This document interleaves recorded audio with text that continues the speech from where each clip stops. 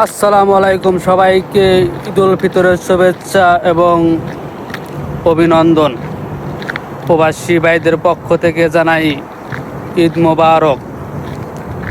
তো এইমাত্র নামাজ শেষ করে রুমের দিকে রওনা দিলাম। আমি গেছিলাম একাই আল রাজি মসজিদে, যেখানে প্রতি বছরই নামাজ পড়ি। এবছরই আলহামদুলিল্লাহ আল্লাহ তাআলা ওখানেই নসিব রাখছিল। তো ঈদের নামাজ শেষ করে চলে আসলাম। আর সৌদিতে প্রায় সব মসজিদে ঈদের নামাজ পড়ানো হয়। আর আমি একটু গেছিলাম যেখানে লোকজন বেশি হয়, যাতে প্রবাসে থাকি ঈদ একটু ফিলিংস জানি হয়, এই জন্য একটু দূরে গেছিলাম। আমার রুম থেকে 20 মিনিট লাগে। মসজিদটার নাম হচ্ছে আল রাজি।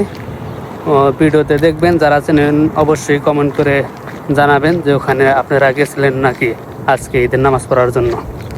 তো তবে একটা জিনিস দেখলাম, প্রবাসী ভাইরা আজ ঈদের দিন তাদের কিন্তু ছুটি নাই, তারা ওখানে ডিউটি করতেছে, ওখানে কাজ করতেছে। আর এদিকে প্রবাসীরা যে কত কষ্ট করে আপনি বাংলাদেশে থাইকা বুঝবেন না। একমাত্র প্রবাসী ছাড়া প্রবাসীর কষ্ট কেউ বুঝবো না। যা দেখলাম আজকে, অনেক ভাইয়েরা সম্ভবত নামাজ পড়ারও সুযোগ পায় নাই কাজের কারণে, দেখলাম কাজ করতেছে। তো যাক, তাদের জন্য শুভকামনা রইল। আল্লাহ তাআলা জানে তাদের সকল প্রবাসী ভাইদের সফলতা দান করে অতি দ্রুত, যাতে এই প্রবাসে কষ্ট যাতে আর না করা লাগে। তো সবাই ভালো থাকবেন।